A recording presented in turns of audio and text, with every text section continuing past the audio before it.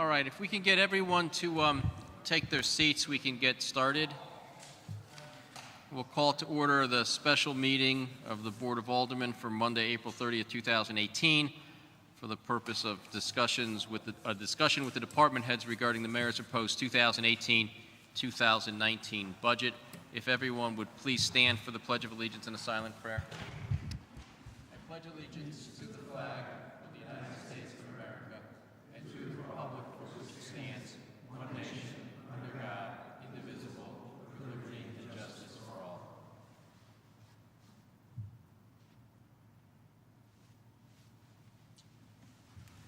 Okay. Alderman Brunelli. Here. Alderwoman Cavallo. Alderwoman Cotto. Here. Alderman DiGiovincarlo. Here. Alderman Dorso. Here. Alderman Giacomi. Here. Alderman Hadley. Here. Alderman Kula. Here. Alderman Lopez. Here. Alderman Matthews. Here. Alderwoman Martinez McCarthy. Here. Alderman Napoli. Here. Alderman Nugent. Present. Alderman Sherman. Here. Alderman Prunarooski. Here. 14 present, 1 absent. Thank you. We have a quorum, and I neglected to say this before we opened with the silent prayer, but please, over the course of this week, keep in your prayers our former First Lady Barbara Bush and the Bush family. Thank you. And with that, we'll go to the discussion with the department heads. The first item on the agenda is the budget overview and the process discussion with Sarah Gary and I guess Mike LeBlanc. So Sarah, do you want to take it? Thank you. Good evening. Sarah Gary, Policy and Budget Management Specialist. It's been about a month since we did the presentation on the mayor's FY19 proposed budget, so I just wanted to review a few of the highlights, and then we'll turn it over to you to ask questions of the department heads that'll be with us tonight. You did receive a packet electronically, and a few of you asked for hard copies, and those were on your desk tonight. So that's the backup information that's submitted by the departments during budget development time. So to review, the mayor's proposed FY19 budget is in the amount of $409.9 million. This is a $2.7 million decrease, or 0.66% decrease from the FY18 budget of $412.6 million. When we received requests from the departments back in January, they totaled $421.9 million, so that left us to cut $12 million to reach a balanced budget at $409.9 million. We did have grand list growth of 2.98%. This allowed us to increase the current real estate and personal property tax revenue by $3.6 million, and this was due to the grand list growth. The current motor vehicle tax revenue line item was increased by $3.7 million, and this is mostly due to the fact that the motor vehicle mill rate is increasing from the current year of 37 mills to 45 mills in FY19. And again, that is state mandated. In the FY19 mayor's proposed budget, we are using state aid figures that were approved in the state's FY18-19 adopted budget. So far, those are the best numbers that we have. We haven't seen any changes to those yet, but the General Assembly session ends on May 9th, so we'll keep an eye on that to see if there's any changes. We are expecting to receive a $2.5 million increase in our ECS grant, and that increase will go to the Alliance portion of the grant. We are budgeting the same amount for the Department of Education and the General Fund in FY19 as we did in FY18. On the expense side, there were a couple increases that I'd like to point out. One being the debt service is increasing by $1 million for a total of $21 million, and pension is increasing by $2.1 million for a total of $47 million. You may remember that our contingency account has a significant decrease, about $5 million less than the current year. It will have a budget of $850,000 in FY19. We were unable to set aside any funding for potential GWIs in the outstanding contracts in our contingency account, so expense savings within departments will be necessary to fund any GWIs that are awarded. Many departments, their budgets contain built-in savings through leaving positions vacant. In total, there's about $500,000 worth of savings included in the budget from leaving positions vacant. That's all I have for the highlights of the FY19 budget. What we have moving forward, we have this meeting tonight. We have another meeting scheduled on May 15th where several more departments will come before you to answer any questions you may have. We will need to schedule the second public hearing, and the budget needs to be adopted by June 8th. I think we're a little ahead of schedule. We had police up first, but I think we're still waiting for the chief. So if you'd like, we could move to the operating charges portion of the budget. This is where we have our contributions to the internal service funds, our contingency account, payroll taxes. I'll turn it over to Mike for a couple comments there, and if there's any questions, we'd be happy to answer them. Okay. Good evening. As Sarah mentioned, within the general appropriation budget for the general fund, there is a general financial operating charges component. The mayor's proposed budget for this category is a total of $116.2 million. It's a very substantial component of the budget, second only to the allocation to the Department of Education. As Sarah had mentioned, within this category, we fund the ongoing costs for employee benefits for both actives and covered retirees. Included in here is also the contribution for debt service, the contribution for the workers' compensation program of the city, as well as some smaller categories of grants to municipal groups and the contribution to the Waterbury Development Corporation. I'll start with that item just briefly, and then I'll give you an overview on a couple of the other items. With the contribution to WDC, the Waterbury Development Corporation, there is a proposed contribution from the city for their development activities of $950,000. This is an increase over the adopted budget from 2018. There are a couple driving factors.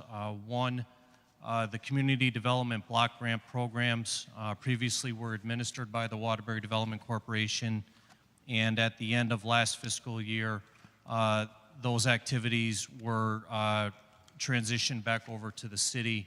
And with that, when that occurred, there were components of administrative expenses that were within the CDBG funding that previously were accrued to the Waterbury Development Corporation.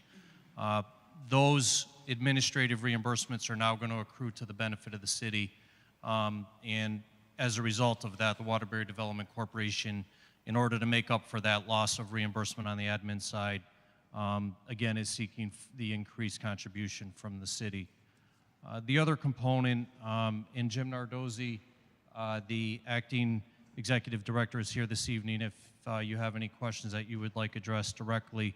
But he has highlighted in his budget request that the state, in the majority of its grants that they are awarding recently over the past year or so, as well as presumed going forward, those grants for remediation purposes or other development programs are no longer including a component for administrative cost reimbursements.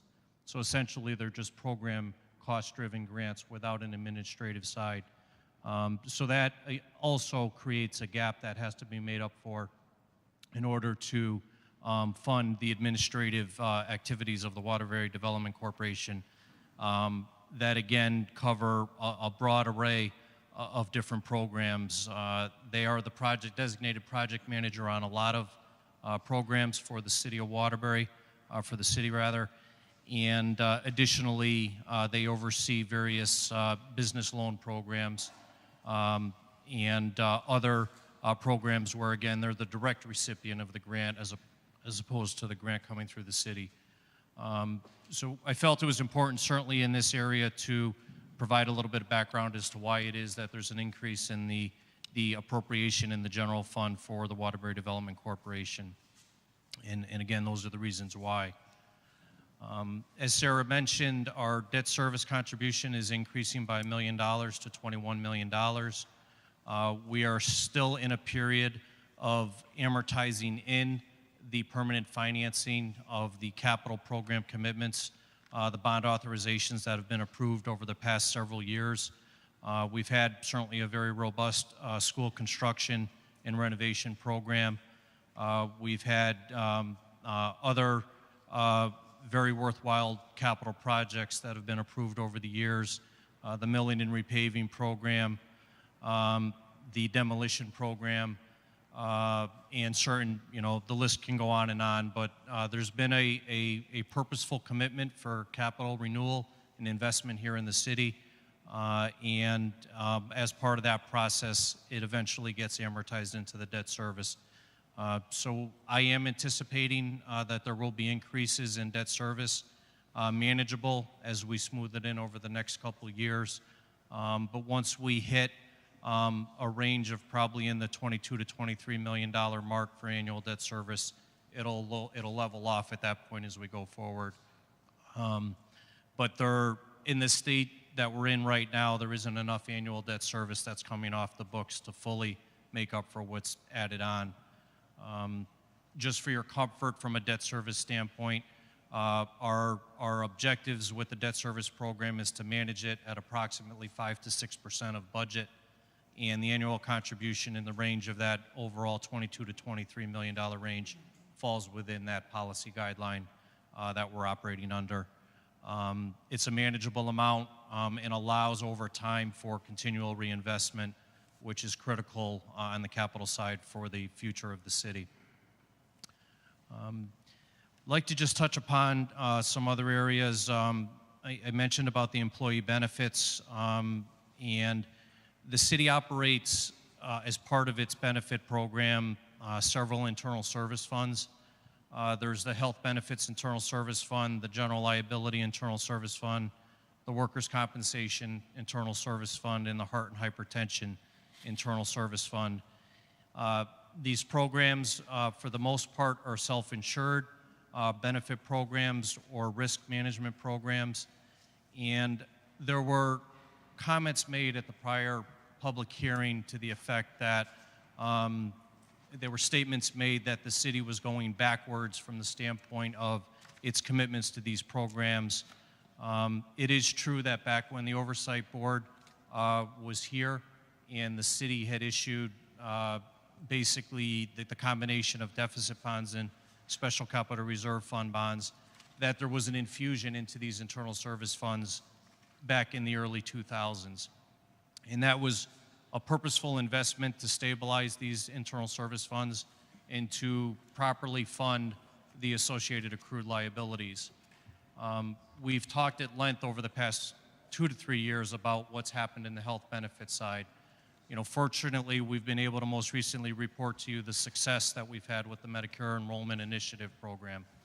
And just in the first 18 months alone, generating net savings of reduction of costs of about $15 million over those 18 months.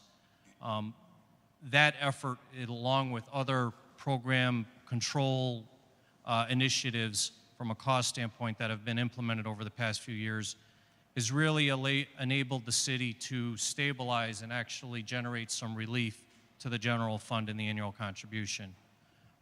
So the contributions that have been requested in the mayor's proposed budget represent responsible funding, adequate funding for these internal service funds as we go into the next year based on projected costs. And I did just want to highlight, I have in front of me the, if you will, the balance sheet for the internal service funds as of June 30th, 2017. And the net position, the net available reserves after funding all of the accrued liabilities was a positive $5.5 million in those 4 funds. So again, that's reflective of the byproduct of two key components: appropriate funding levels that are being maintained within these funds, as well as the success of the initiatives to control the costs within these programs. It's certainly, we'll talk about it at length, the limitations within the budget that we have before you this year, the limitations that are placed upon us because of what's happening with state aid, as well as just bearing in mind expected cost increases in certain categories year over year. But I did feel it was important just to highlight the stability of the internal service funds and that they are being maintained in a financially stable position, have been and will continue to be as we go forward. So with that, again, in the area of operating charges, this would be the opportunity, if you have any questions, to be addressed. Other questions? Alderman Lopez?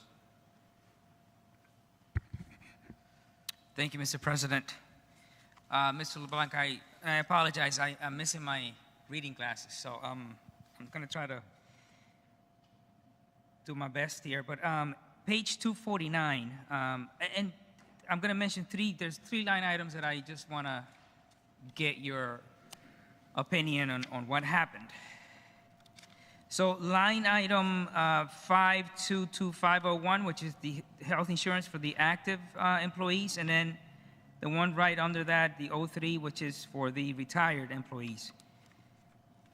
The trend I see is somewhere on the high 30s, close to 40. Actuals in 2016 were 38 million. Then actuals in 2017 were close to 40. The adopted budget for this fiscal year is 36 million. You requested 44.8, and the final proposed budget is close to $10 million less at 35 million.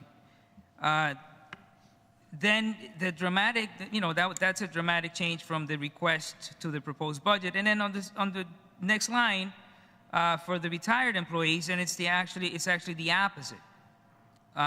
Requested 35 million, proposed budget is 41 million. So I just want to get an idea of what happened between the time you requested the amount for the budget, and then also just a quick question on the workers' compensation, because $1 million, we're budgeted right now for 8 million, requested 8.5, and again, there's about $1 million less appropriated. Please. Okay.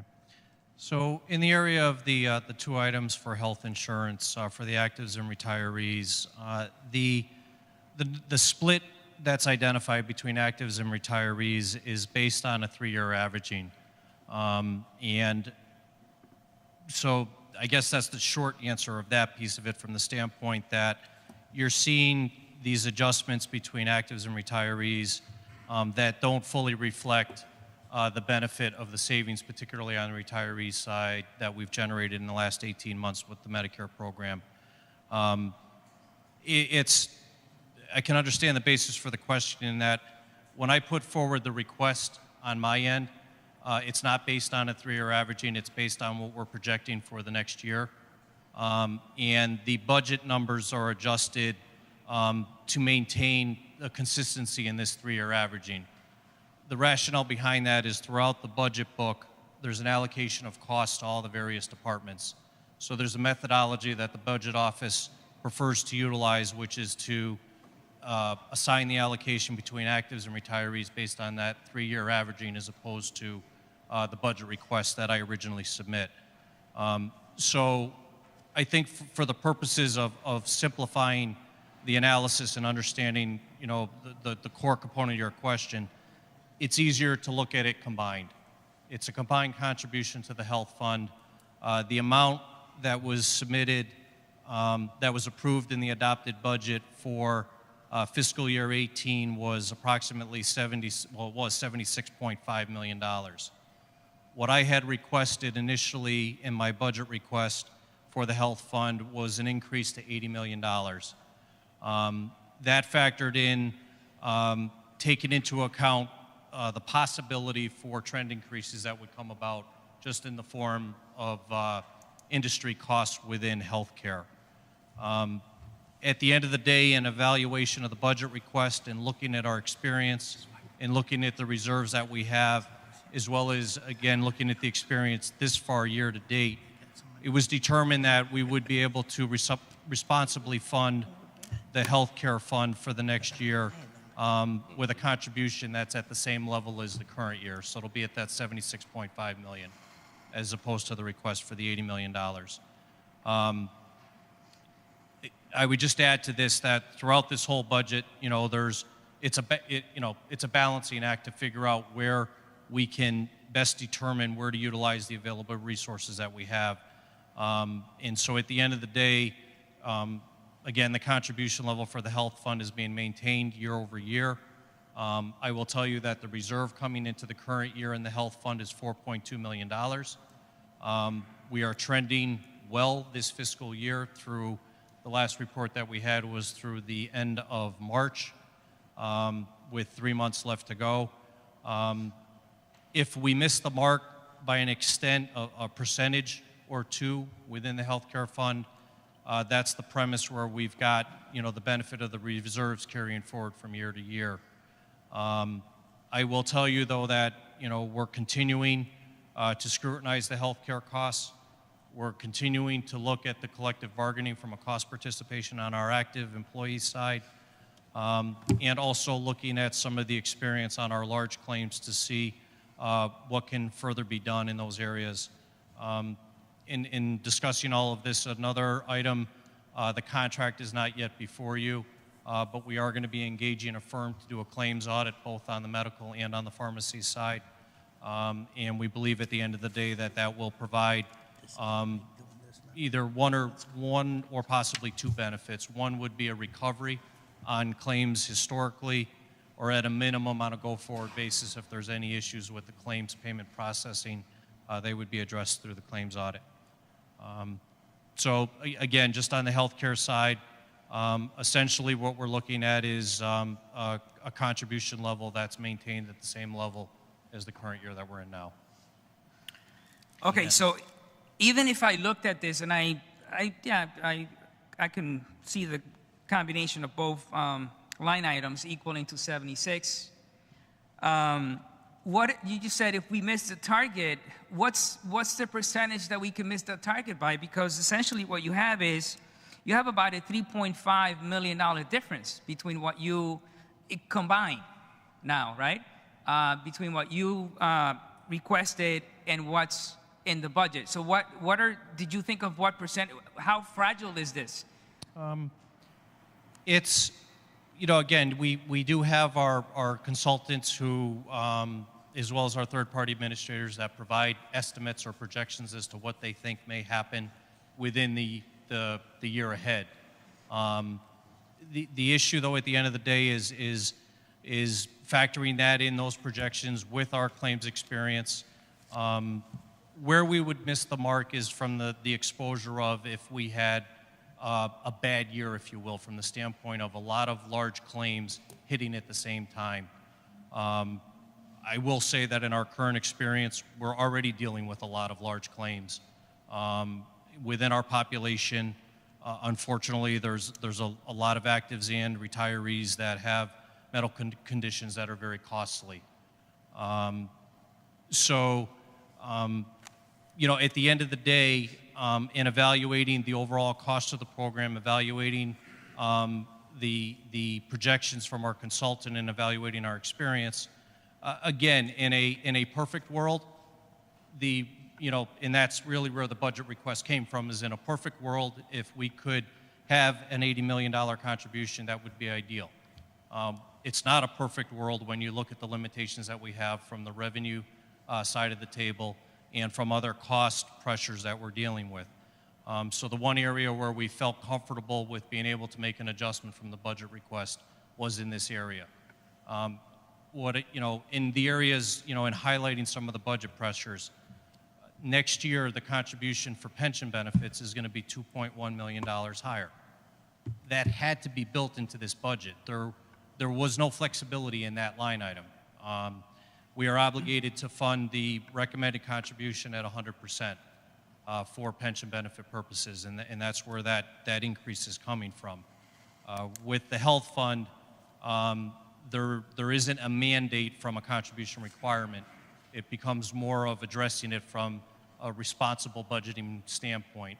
And I believe that the $76.5 million, again, which is at the same level of this year, is responsible for the year ahead. If our experience over the next year, for the 12 months going from July to June next year, if it's worse than projected, and we draw upon some of the reserves that are in the health benefits fund, the byproduct of that is when we're requesting money for the following year's budget, that'll have to be factored in. You know, in the event that any reserves are utilized, again, that will have to be factored into the budget request for the subsequent year.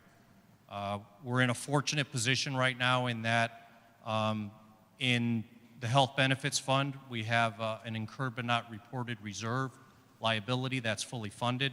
That's $5.7 million that is in the bank, if you will. And in addition to that, we've got an additional $4.2 million of positive reserves. It was just a few years ago that we were in a significant deficit position in the health fund that required us to transfer money from our OPEB reserve funds. And a lot of faith was put in on what was going to come of the Medicare Enrollment Initiative. And thankfully, we're here today to be able to say that it's the success has been phenomenal from that program and positioned us to where we are at this point. Well, it's exactly that same reason, because I've been here now for long enough to know about the required transfer of funds. I've also heard about the claim experience that we've had the last couple of years, which has been dramatic. But you seem very confident that although you're about $4 million off your combined request on these two specific line items, you seem very confident that we are not going to have any major issues. Yes, I'm confident when, again, there's still $76.5 million that's being contributed to the health fund in the proposed budget. The $3.5 million is a small component of that overall contribution. And, again, I guess I would just come back to, in a perfect world, yeah, that'd be great to have the additional $3.5 million. That's not the scenario here. The worst case scenario is that we end next year where we've utilized some of those reserves. And if that was to come to fruition, again, that is where we'd need to be in a position to address that in the subsequent year's budget. There is just a good likelihood that we'll have a decent experience year, and at the end of the day, we'll end next year not having utilized any of those reserves. That's the margin of error that we're working with. I mean, to us, I mean, certainly, a couple $1 million is a big number. In relationship to the health benefits fund and the cost of that program overall, it's not. We can play within that margin of error of a few million, positive or negative, and be okay from year to year. Okay, and then my last question, just referencing back to the workers' compensation line, compared to 2 years ago, where do we stand as far as total city employees, which all the employees that the workers' compensation line contributes to? Do we have 100 more employees? Are we at the same level? Do we have 500 more employees or 500 less? As far as we still have a lot of employees that file injury claims through the workers' compensation program. We are, I was recently told this because it's a great deal of frustration for me. I'm principally responsible for the workers' compensation program through risk management with the city, and it frustrates me that month in and month out we have the number of injury claims that are being filed through the workers' comp program. But as I'm advised, and this is just an unfortunate reality of the program in the state of Connecticut, it's a no-fault program. So you don't have to prove fault in order to qualify the claim under the workers' comp program. If somebody gets injured at work, it's more or less covered at the end of the day. Certainly, we like to make the argument that, well, were they injured in the course of performing their job? Was it correlated directly to doing their job? But at the end of the day, it just unfortunately the way the program regulations are written, if somebody just happens to get injured at work, whether they were in the act of actually performing their job or not, doesn't really drive a denial. If they're at work, there's certain basic provisions that if they're met, it's a qualified claim that we have to deal with. So I can't report to you the number of employees. What I can attest to is that I think year over year, we're still seeing trends that are concerning. I think we've been engaging the departments, and this has been an ongoing process to work on safety within the workplace, to provide, again, an opportunity to reduce the exposure for the city as we go forward. But the fact of the matter is there's really only so much we can do. But that doesn't mean that we're not going to continue to try and do everything we can within our power to reduce the exposure for the city, because it's very costly. What has happened as far as our exposure, again, I think our number of incidents, I'd love to be able to report to you that our number of incidents year over year have dropped dramatically or are trending downward. I can't say that because it's just very easy to file a first report of injury claim. But what I can tell you is the cost exposure for those individual claims, I think we're finding for the most part that they're not as severe, that they're being dealt with head on, particularly when employees are out of work due to an injury. They're being monitored very closely. We have a very robust return to work in a light duty capacity program. We capitalize on that to get people back to work. We think it's beneficial for the program to have them back at work, even if it's in a limited restricted duty capacity, but they're here. And most employees would actually rather be back in their full duty capacity than in a light duty capacity. So that's just, I guess, in a nutshell, where we are in the workers' comp program. As it relates to the contribution in this year's budget, 2018, was $8 million. The request, again, in a perfect world, I put in a request for $8.5 million. The driving reason for that is our workers' comp fund is the one internal service fund that, bless you, has a operating deficit that's carried over from the prior year. We have a $2.7 million deficit in that fund. I would put that into context that that's after accounting for the funding of $27 million of accrued liabilities on the workers' comp side. So for all the open claims, that they're assessed a reserve. So we have reserves that are calculated for all open exposed claims of $27 million. And so we have that amount nearly fully funded, but for $2.7 million. To put that $2.7 million deficit into further context, a couple years ago that deficit was above $4 million. So we've been able to work it down.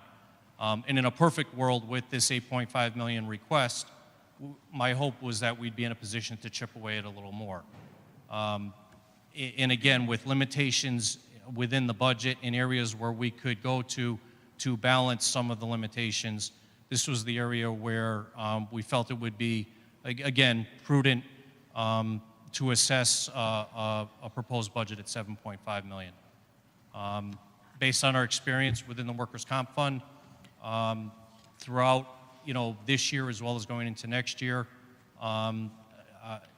the exposure, the margin of error that we have to work with is we'll either be able to chip away a little bit more of that deficit, or we may potentially add to it a little bit. But again, I don't want to discount the other component of what makes up that number. There's $27 million in the bank to cover these accrued loss liabilities that will be paid over decades going forward on some of these claims. but again, we are carrying forward that deficit. It's the one fund that, in an ideal situation, we'd like to get that fully addressed, but it will take time. And it's the one benefit, which is also a negative of these internal service funds, is it's permitted to carry forward deficits. And we can amortize those deficits over a period of years. But again, so that's I guess a benefit, but it's a negative from the standpoint that it gives us the flexibility to work within a margin of error when we need to, and this is one of those areas where it fit the opportunity to do that. Okay, you do understand that all your answers have not really eased my concerns, right? You do understand that, but I truly respect the fact that you honestly answer my questions, because I think that somehow we share the same concerns. So I truly accept that. Thank you. You're welcome. Before we go on with other questions here, we'll take this up. This was going to be at the end. Let's bring up and go through the departments that we have here, because we have folks waiting, and then we'll come back to this. If anyone still has questions, hold them, and we'll come back to the operating charges. So let's go up to the police are next on the agenda.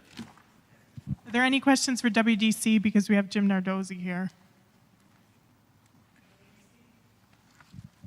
All right, one second, Chief. Let's just see if we do it. Go ahead, Ernie.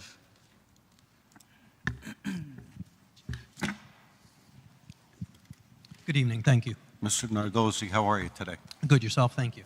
My question is on the WDC loans. Yes.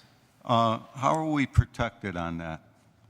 So it depends on the type of loan. We have several loan programs, but as to machinery, I'll use this as an example. Let's assume that a borrower wants to purchase a $100,000 press machine.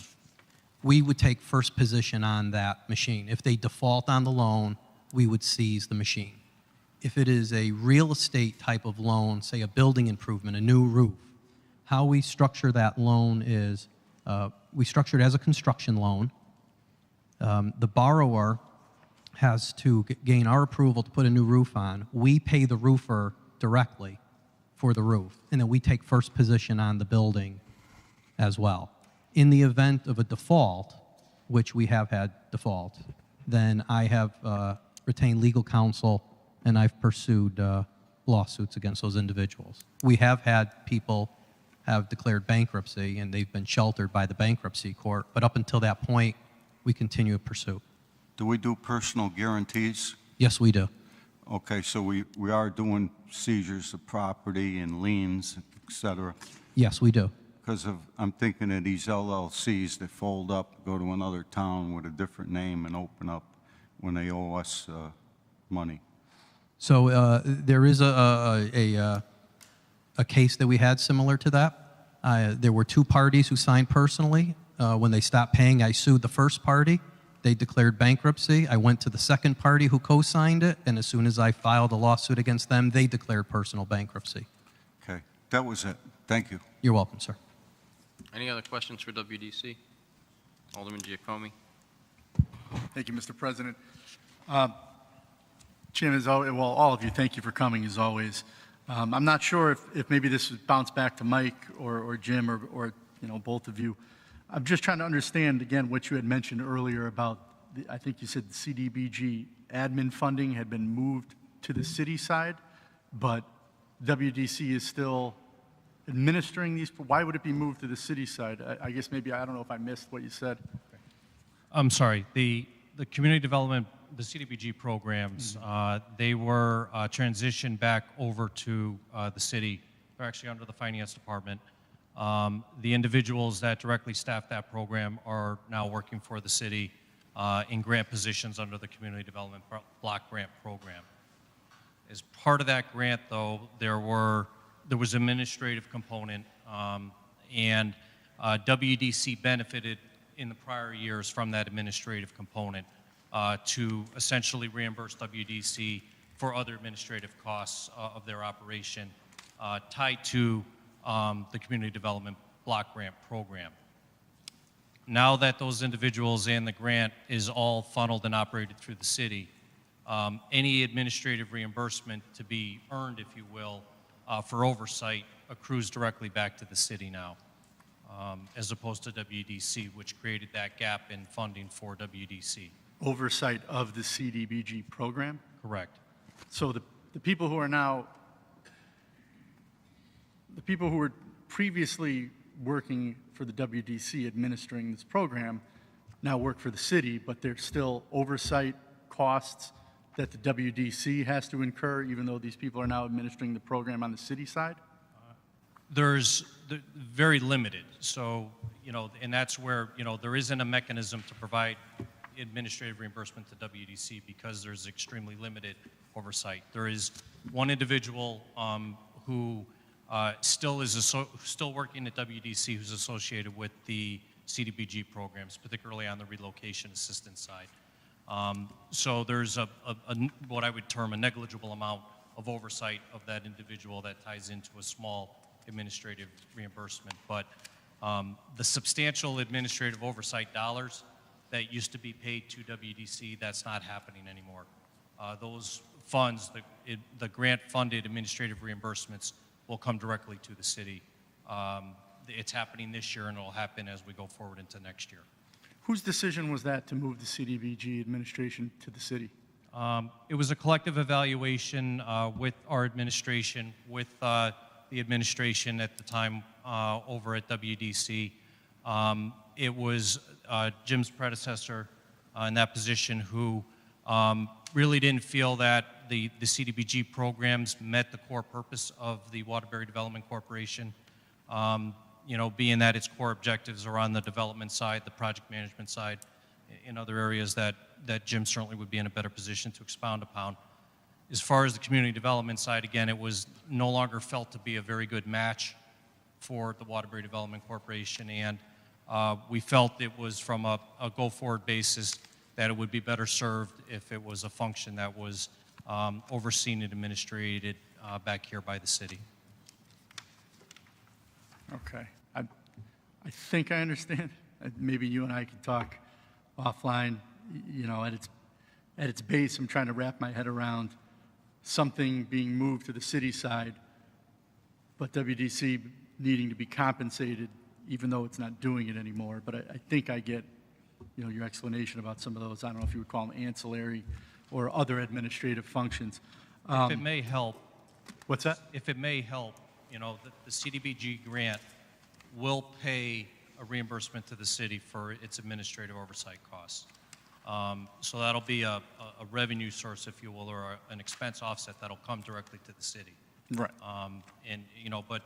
To balance out the equation again, this transition created a gap. I mean, the overall costs aren't going up, but it created a gap from the direct funding available to WDC. So is that really then, am I wrong in saying that some of this increase is more because we're now almost acting like a pass-through?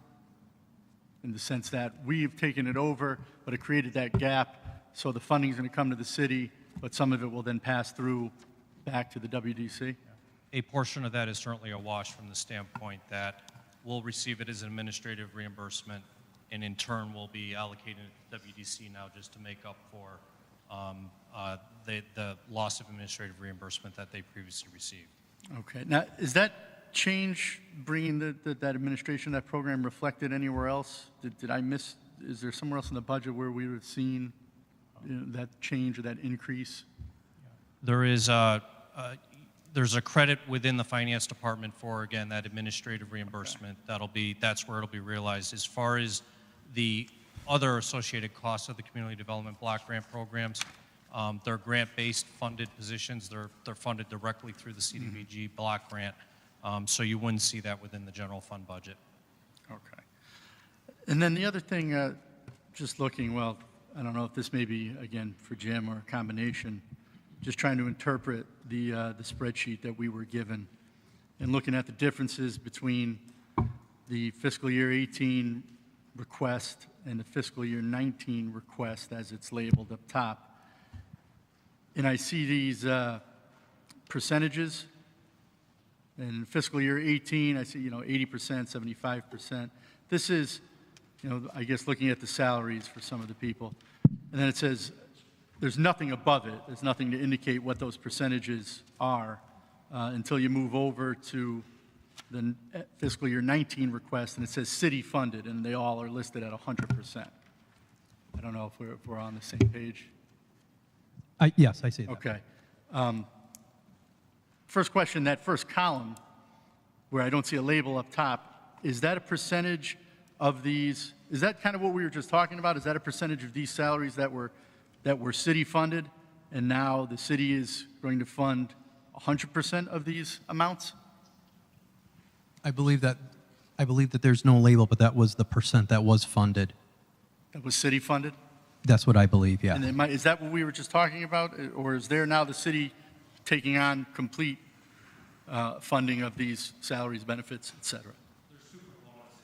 Everything that we just talked about, and then addressing the fact that the grants that WDC is receiving directly, particularly through DECD from the state, they're not providing for administrative program funding as part of their grant awards.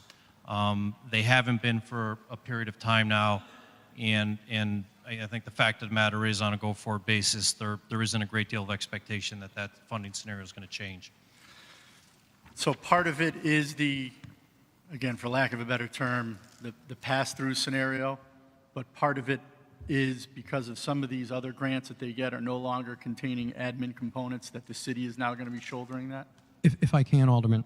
So for instance, on some of these DECD demolition and remediation grants, well, there was a time before my tenure there where WDC could charge up to 10% project management fee. So a $2 million loan, we would collect $200,000.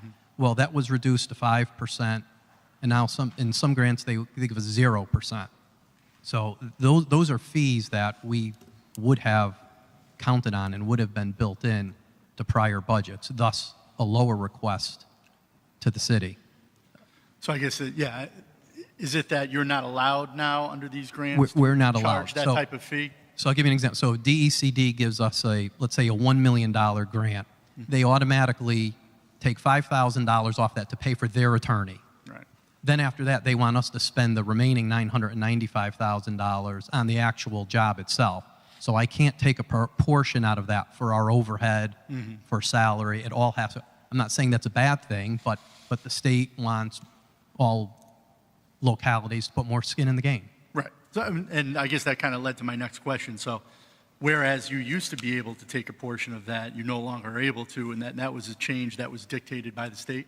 Correct. And then that's going to result in the bottom line, putting that other pass-through amount, Mike, that you had talked about, putting that aside.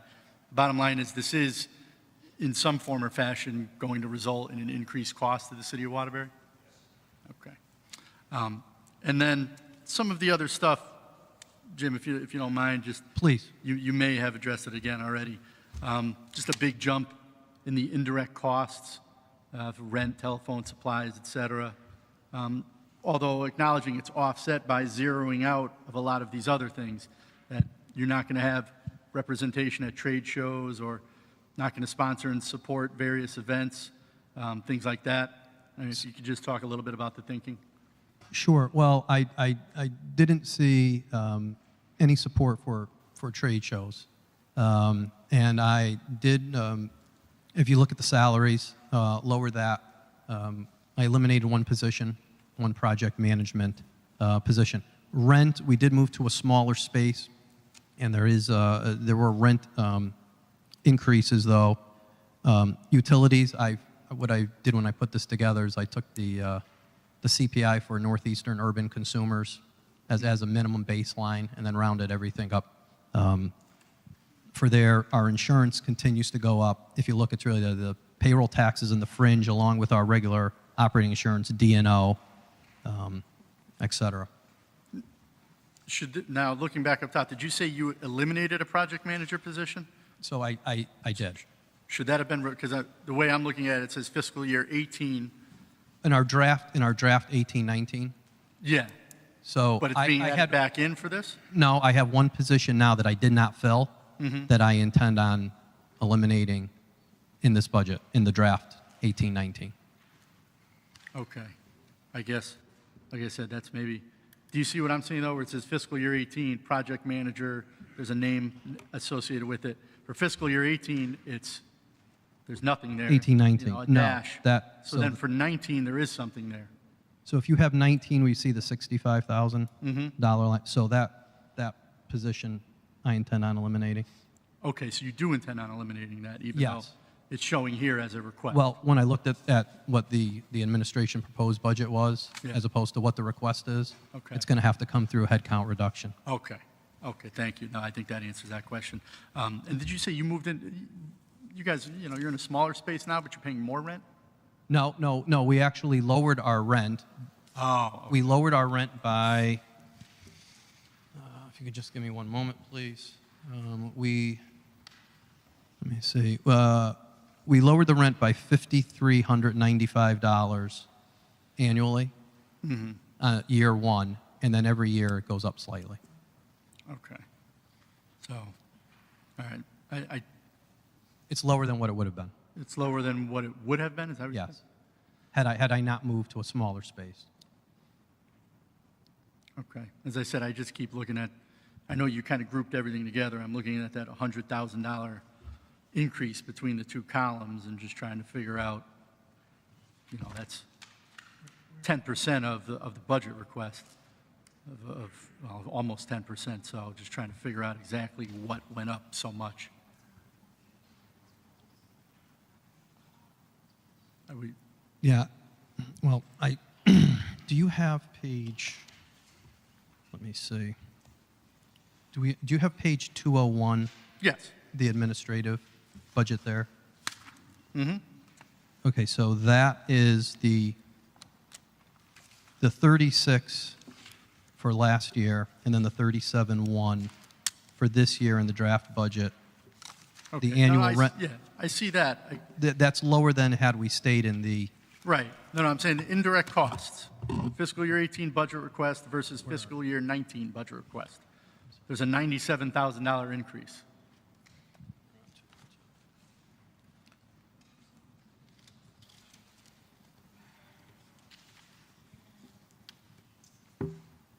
Alderman, I'm going to have to get back to you on that. Okay.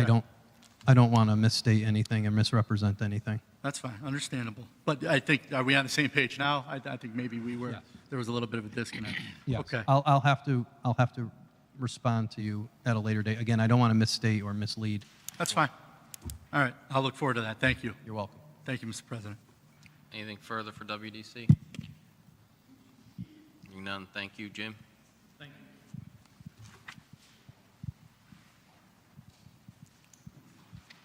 Next, we have the police department.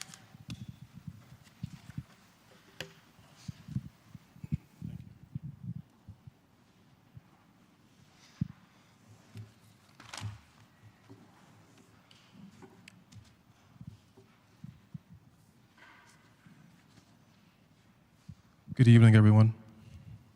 Evening, Chief?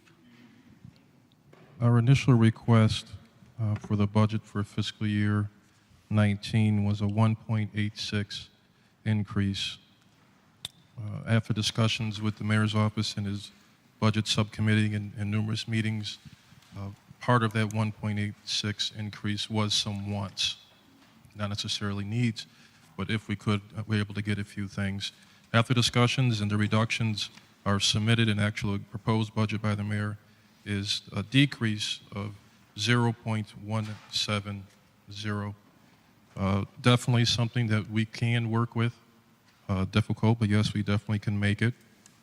I would like to point your attention to page 173. It's under purchase property services and service maintenance contracts of 54300. You will see an increase from fiscal year 18 to fiscal year 19 from $430,000 to $646,000. That increase comes from our radio system, our radios, E.F. Johnson. In years past, that was split between fire, public works, and police. But for accounting purposes, it was just easier to have it all submitted under one department. So the police department absorbed that cost, roughly about $200,000 We're in negotiations right now, so that could be a little bit lower. I doubt it could be higher. I heard mentioned earlier regarding workman's comp issues and other issues. Just so you know, in the police department, I'm sure it's the same in other departments. We meet every week, and we go over every single workman's comp case in our command staff meeting. We make sure our officers get the appropriate care that they deserve. But in addition, we make sure that they go to all their doctor's appointments. And there is some bureaucracy that's involved with here, and we try to cut through that when we can. In addition, over the past 5 years, we reduced our sick time by an average of about 10.6 days a year, down to now about 6.7. So again, sick time is also going over every single week in our command staff meeting. We make sure we call our employees to make sure they're doing okay and they're actually sick and at home. Other than that, again, this is a reduction with our budget, and I'm here to entertain any questions that you may so desire. Any questions, Alderman Brunelli? Chief, thank you for coming in, and want to commend you for your department does an excellent job, always under strength, and you should be up a lot more officers. The question I have is your overtime budget shrank a lot, and do you foresee a problem with that, with you running out of money on that? That's going to be difficult, but under the administration for the next chief, Deputy Chief Spagnuolo, who will be the acting chief, it is workable. Understand, last year with our budget, although we're on paper had 271 police officers, we had approximately 21 who were in the academy. So the actual bodies on the street were down to about 250. Now they are all completed their FTO with the exception of 2, and now they're in the street. So now our actual bodies are 270. So we can't absorb this decrease. It will be difficult. We'll have to be managed daily, as it is now, and we'll go from there. Well, we have a man on the board that's a police officer, does the work of 2, so that shouldn't be a problem. There's many others that do work too also. Thanks, Chief. Thank you. Alderman Napoli? Thank you, Mr. President. Chief, thank you very much for being here. I'm looking on page 176 of our budget booklet under the blight category. So there's 1 maintainer 2 and 3 maintainer 1s. Chief, are those full-time positions or part-time? Those are full-time. Okay. And Chief, is that enough manpower to get the job done, you think? Well, we have our seasonal, if you go to the next page on 177, Okay. we have our seasonal personnel here. We have 7 temps who are involved with there, who we take during the good weather times. And we also have our maintainer 1s that we utilize. So yes, it's more than sufficient. Plus we have Captain Lauer doing his thing here in the mayor's office. And that's been a good workable number for us over the years. Okay. Thank you. Chief, I'm on page 174 under the supplies category at the bottom where it says operations. I noticed there's a $30,000 reduction, $30,000 reduction there. How is that going to impact the department overall? Again, through discussions, it will be difficult, but there were some wants that were part of these line items. And again, those are some of the things that were eliminated, and I'm pretty sure we can handle these. Okay. And then back to the overtime question, Chief. You know, we certainly appreciate you and your department's efforts to reduce that and track it. But is that going to impact the quality of life in the city? Is there a way to work around that? I don't see, at this point, I don't anticipate that being the case. Also understand, you know, as a department head, I look at the overall budget. Yes, that line item might be low, but there will be some attrition and others who'll be leaving throughout the year. So you can't make up the difference with that line item. Thank you very much. I appreciate it. Further questions? Alderman Sherman? Thank you, Mr. President, and thank you, Chief, for being here. And I have to say thank you for your service to the city. Thank you. I counted on the packet that was provided to us most recently via email. And I'm not sure, I'd like you to verify the 48 vacant positions. Is that a correct number? I think that probably includes civilians. And again, we're budgeted for 300, and right now we're at 270, so that's 30 right there. Okay. So there's some listed as sergeants. Yes, there's promotions. Right now, we're down 15 sergeants, 3 lieutenants, and about 3 or 4 detectives.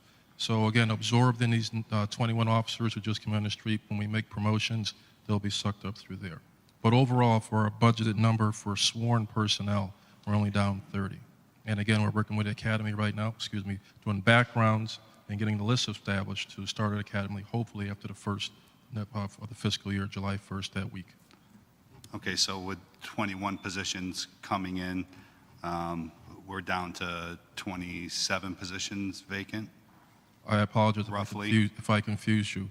Currently, we're at 270 officers, so we have to establish a list, a hiring list, to make up the other 30 to get it to 300. We're budgeted for 300. So we're working with HR right now, doing backgrounds, polygraphs, psychologicals, to get up to that number. Okay, thank you, Chief. Maintenance contracts. The increase in the maintenance contract that you touched on with the maintenance of the radios, do you happen to know roughly what the share was of the other two departments? It was a third in the past, a third. Okay. All right. The increase in the pension costs, it is pretty drastic this year over the past few years. Would you happen to know, and I'm not sure if maybe you would know that or maybe Mike would know that, what the drastic increase in the pension cost is? I think that's probably a question for Mike or Sarah. Yeah, for the police department as well as for the other departments, there's an allocation of benefit costs for those individuals that are covered under the defined benefit pension plan. And as we mentioned earlier this evening, the annual required contribution for next year for the pension fund is going up by $2.1 million year over year. So this is just a reflection of the proportionate allocation to the police department. Thank you. Thank you, Chief. Thank you. Anything further? Alderman Giacomi? Thank you, Chief. How are you? Doing good, Alderman. Good, good. Actually, this one, I think some of the other aldermen covered a couple things. This is going to be quick. I just want to clarify one thing that was brought up. Now, I know fiscal year, I think it was 17, we saw at the end of that when we closed that books, correct me if I'm wrong if my memory is incorrect, but due to some changes that you had made in your department, we realized a big surplus in the overtime line, correct? That you had, Yes. right, and which you should be commended for. And then last year, fiscal year 18, the current budget year, it was 1.9 million. And you felt, I believe, comfortable with that number, given some of the changes that you've managed, right? That is correct. However, this year you did request, again, 1.9 million, and as it was pointed out, the administration is proposing to give you less than that.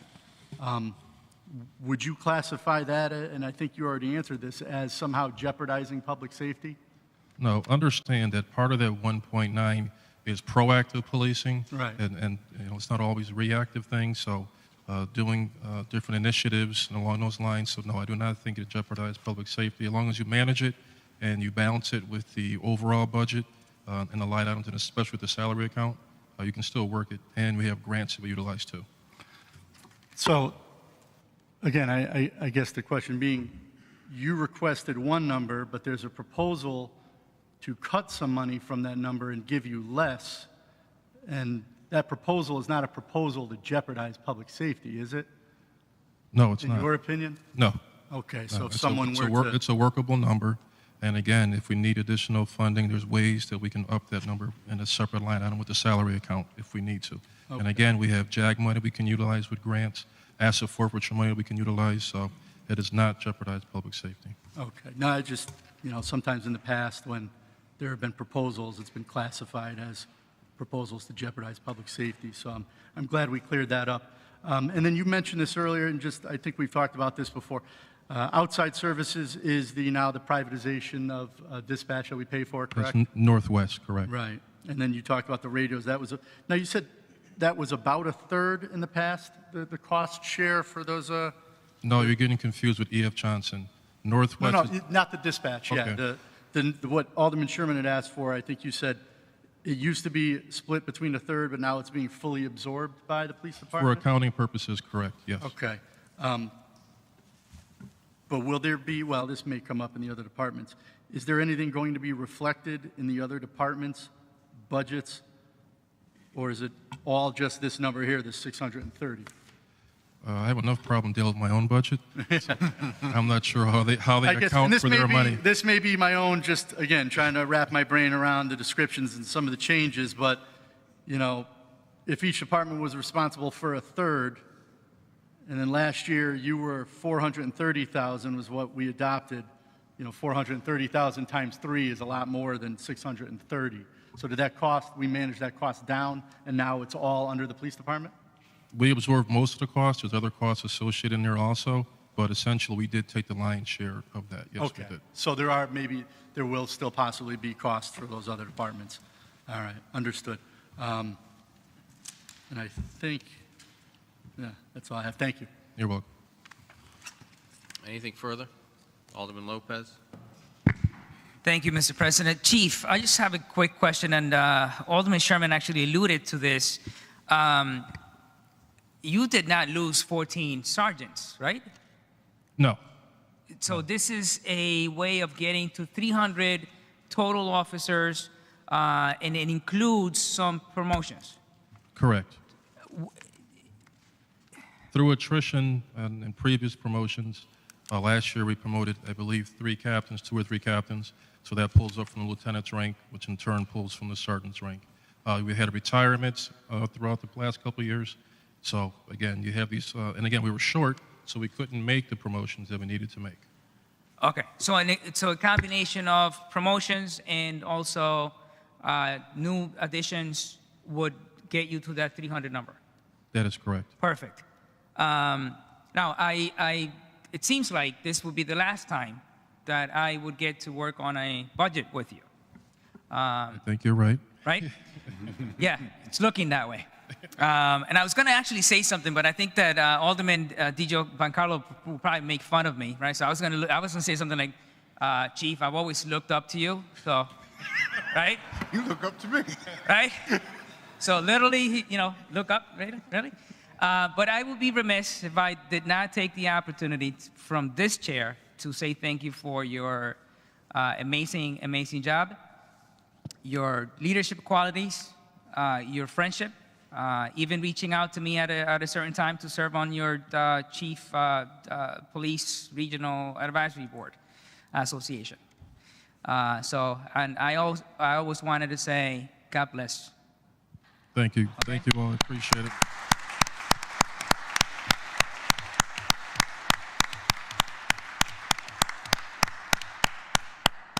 All right, don't make me tear up on public here. Chief, he said that because he got a lot of unpaid parking tickets. We could use the revenue. But thank you all. I love this town. It's a tremendous opportunity. 24 years of service. My 6 years as chief. I wouldn't trade it for anything in the world, but I just couldn't pass this one up. Thank you all for your support. And but for Waterbury, there is no West Hartford. And but for the tutelage, I have to give the mayor credit. Way back in 2004, when he made me go to internal affairs and I went kicking and screaming, he told me that would be the best move for my career, and he was absolutely right. So thank you all.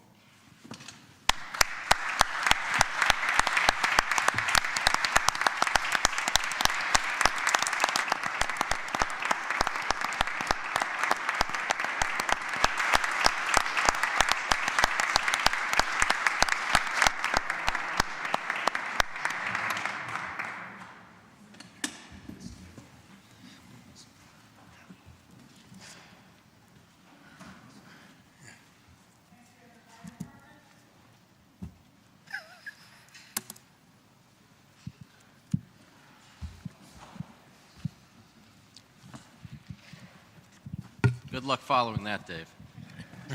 Well, I just want to say for the record that Chief Riddick is one of the few people I look up to as well, so doesn't happen very often. Captain Maloney is passing some sheets out for you, and my hope is that if I go through this, that you won't have any questions. I'll have answered them all already, so I'll wait till he's done.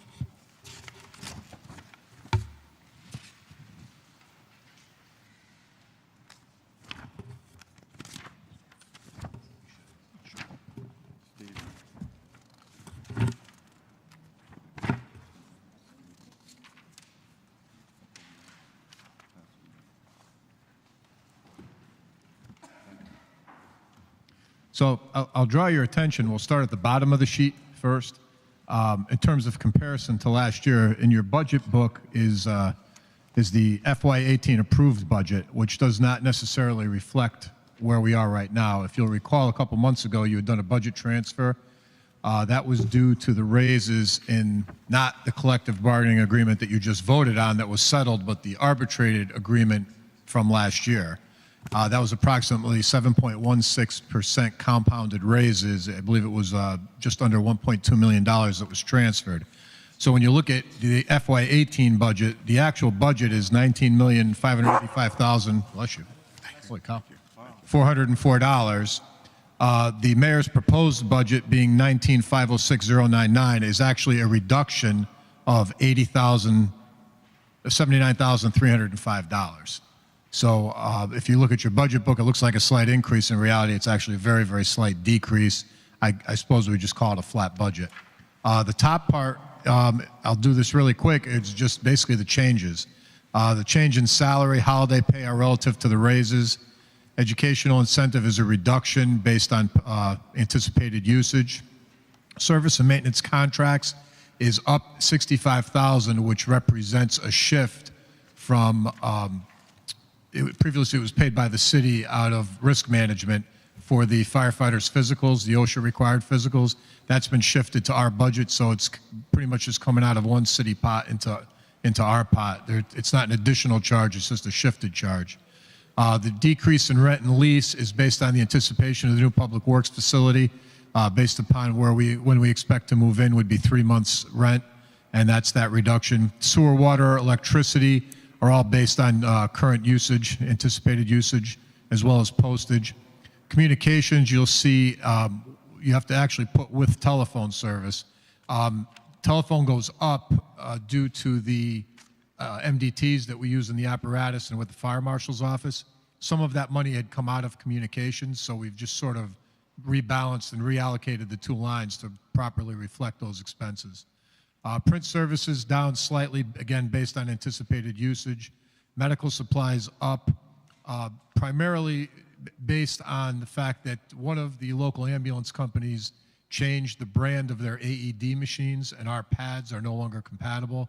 The other ambulance company is using a different style pad. While it's still the same name brand unit as ours, our units are not compatible with the pads they use, so we've incurred the expense anytime we use an AED of purchasing the pads. And there is a slight gap at times with Narcan use. Generally, it's replaced one for one from the ambulance. However, they don't always have the nasal that we use. Sometimes they use an injectable, as the emergency room does. So it reflects cost of goods as well as us incurring the cost on those items that used to be reimbursed. Gasoline, again, is a projection. Repairs and maintenance was just based on use. Auto parts, as you could see, we requested slightly more. That's due to cost of goods going up. We received a little of what we asked for, and same thing with firefighting equipment.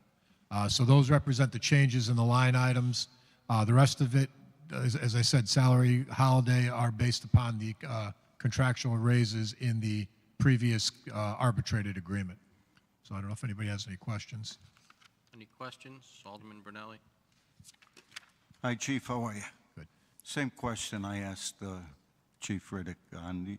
You going to be okay with that overtime budget?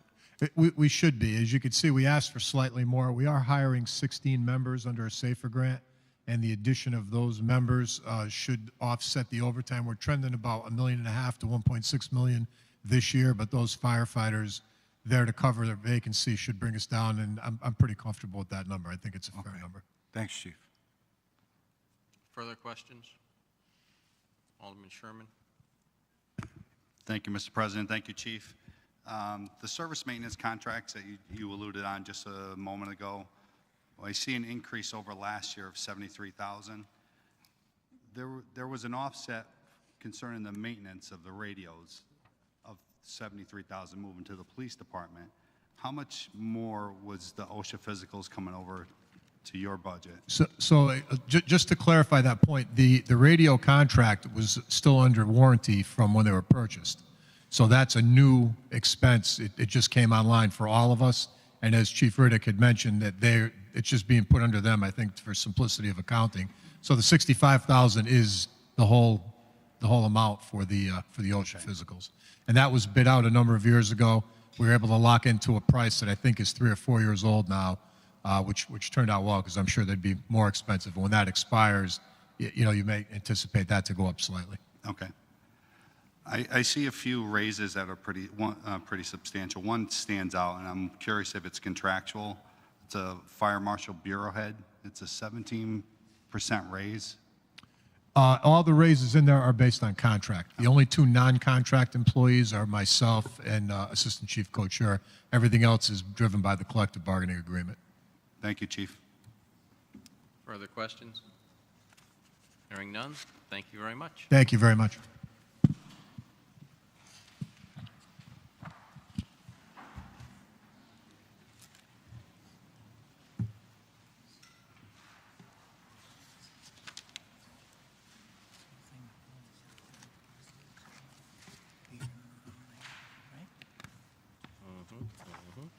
See you, Mike.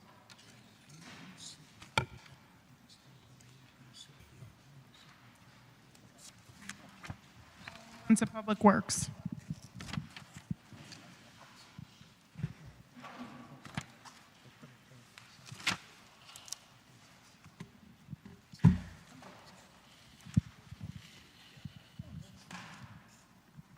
Good evening, and thank you for having us. Tonight I have with me Pat Gooden, the department's accountant, and Mark Lombardo, who is one of our bureau chiefs. Mark is responsible, he's the supervisor of parks and golf courses.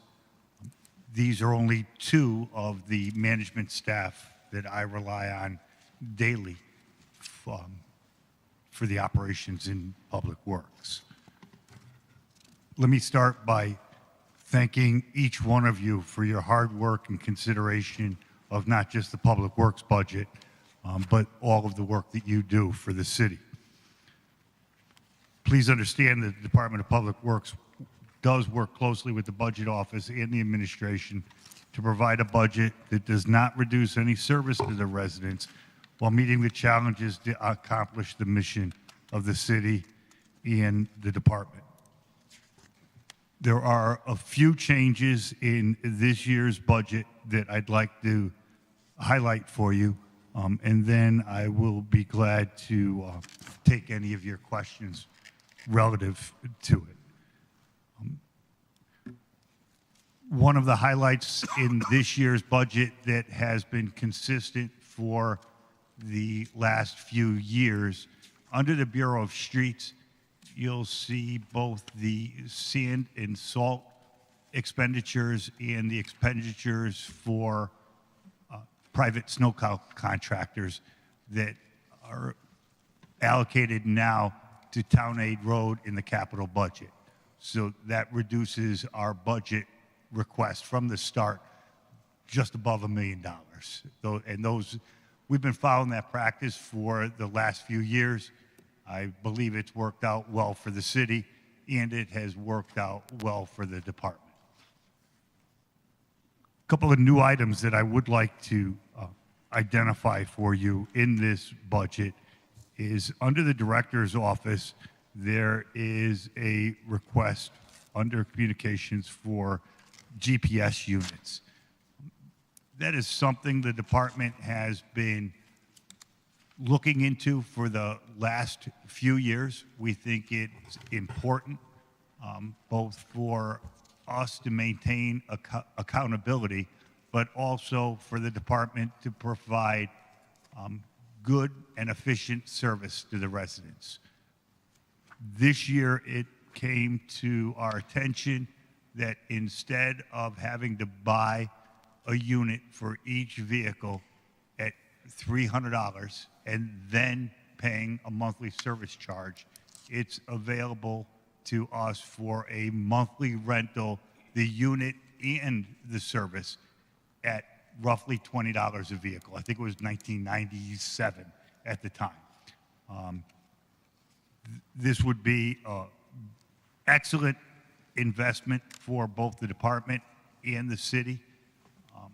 Not necessarily as concerned about the accountability for each and every employee within Public Works, though it would support what they did. I'll lean more toward the efficiency of service should something be needed, we'd be able to identify where the appropriate vehicle is to attend to that. Our request was slightly higher than what's in the mayor's proposed budget. It was based on 100 vehicles. The mayor's proposed budget reduces that to 80. But please understand that that includes not just the public works vehicles. It includes all of the city vehicles except for police and fire. So there would be water vehicles, water pollution control vehicles, and education vehicles included in that. The reduction from 80 to 100 is not a big deal to us. I think we can reduce that by choosing which vehicles may not need GPS, or it may not be as critical to have the GPS in. We would work with that. Under the Bureau of Engineering, there's a $37,000 increase, and it's entirely related to DEEP mandates and requirements for the new MS4 regulations. That shows under engineering because it works with our current contract with HRP, our environmental engineering firm that's under contract with us. In addition to the new reporting requirements and additional mapping required by the MS4, there are more requirements for the number of catch basins we clean on an annual basis and the frequency of some of our street sweeping, particularly in the downtown area. The original MS4 proposal that was presented to the municipalities wanted every street swept quarterly. And DEP realized a few years ago that that was extreme, so they've come back. We meet or exceed the expectations of DEEP related to street sweeping. Catch basin cleaning, we are meeting the minimum of what DEP wants. We would like to do more. We have in excess of 6,000 catch basins citywide. And for the last 5 years, in addition to city equipment, which we have one sewer cleaning machine in the Bureau of Streets, we have gone out to bid and contracted with an outside firm to clean. We started at 1,000 catch basins a year. This year we will be doing 1,300. So we are increasing the number done with that. The total contract with HRP is $121,735. $65,000 of that is through the Bureau of Engineering, and the other $57,800 is through the Mark Lane facility. HRP's contract encompasses the work they have to do related to that closed landfill. In previous years, engineering supported $25,000 of that contract, and Mark Lane was $65,000. So we have reallocated some of those funds to the appropriate bureau, still all within the Department of Public Works.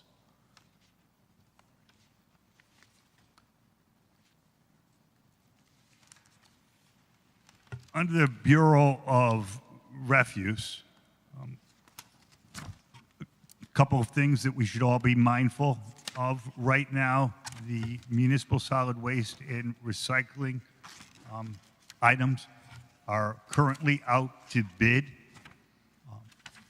When those bids are received, we'll have to evaluate them and to determine exactly what those costs may be. I will tell you that our recently implemented recycling program has continued to show success. A year ago, we sat here and spoke about a 6% recycling rate. The report provided me today tells us we are at 12% for recycling.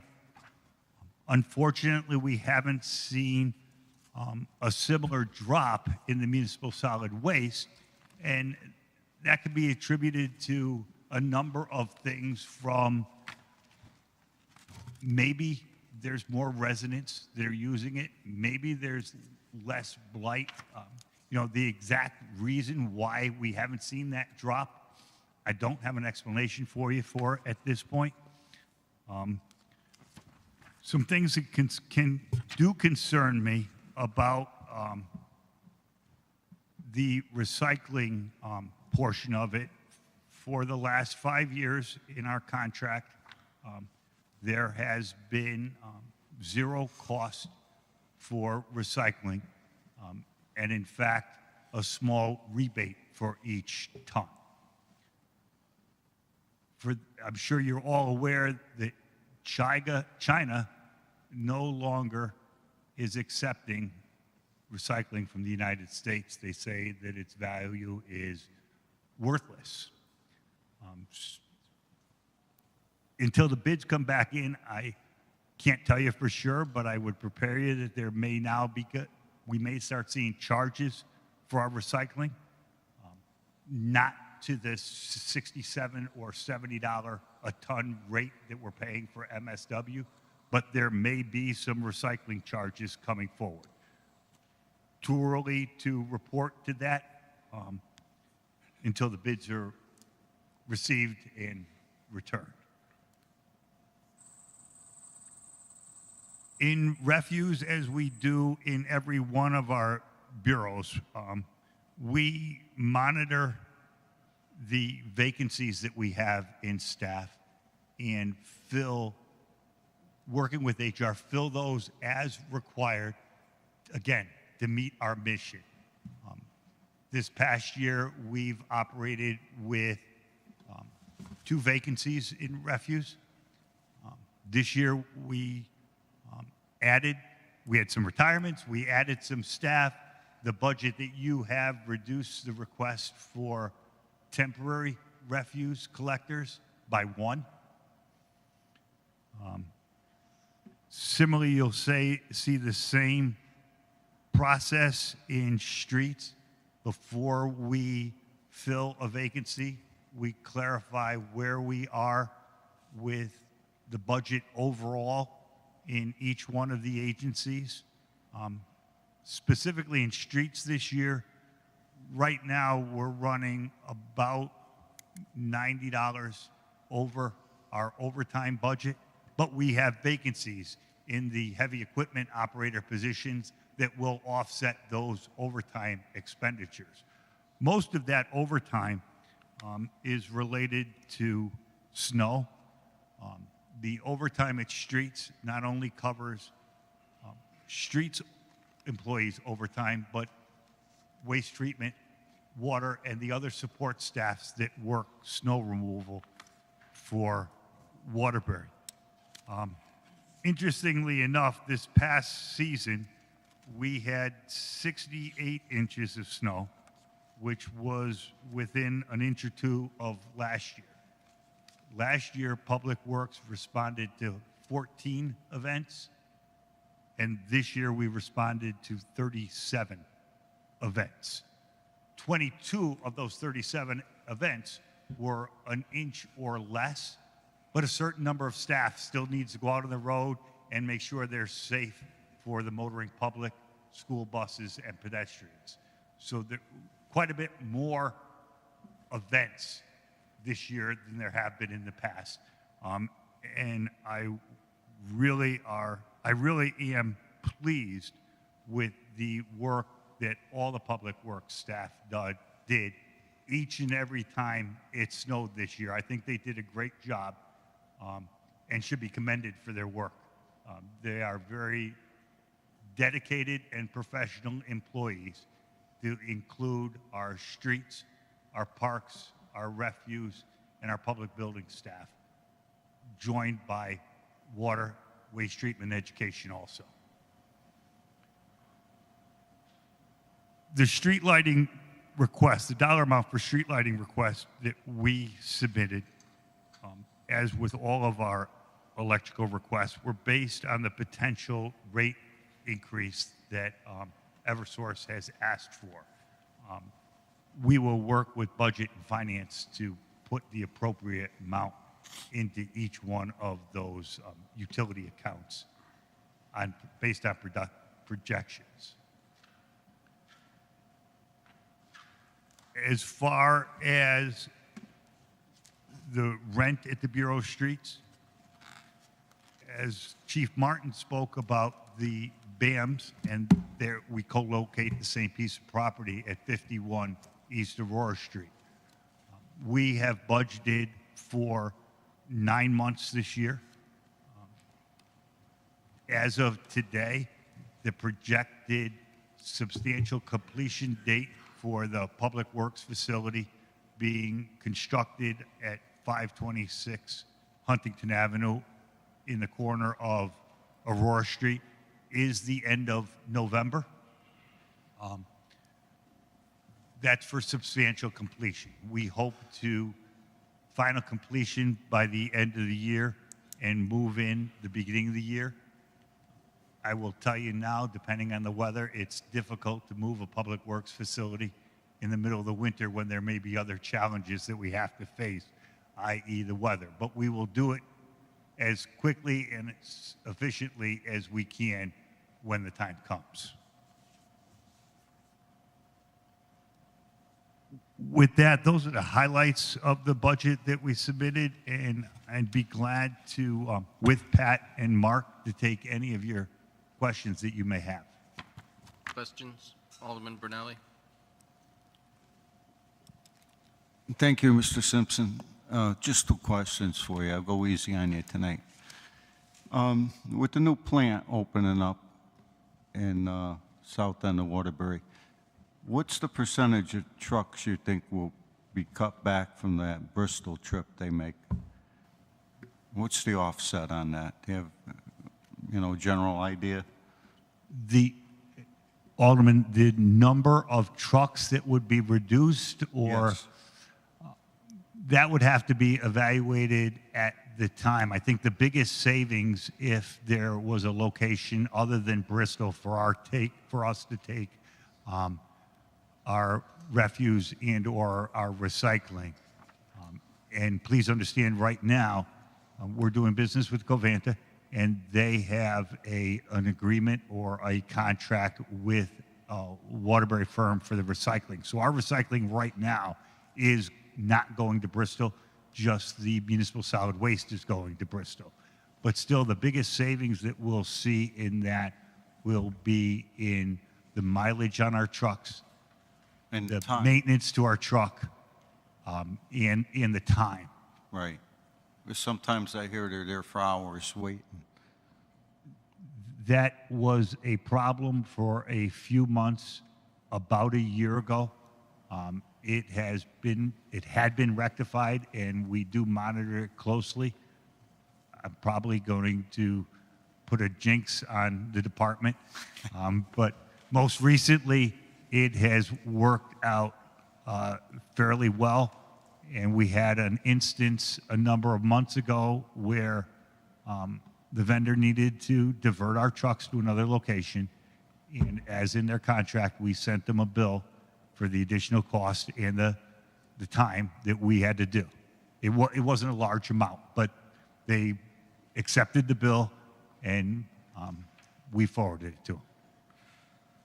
Okay, thanks. The next question is item 569001, and I'm really confused unless I'm reading it wrong. Sand and salt, the discrepancies through the years, is that the small amounts for the last few years, is that a budgeted amount? I know we used a lot, but now we're getting into 575,000 from 5,000?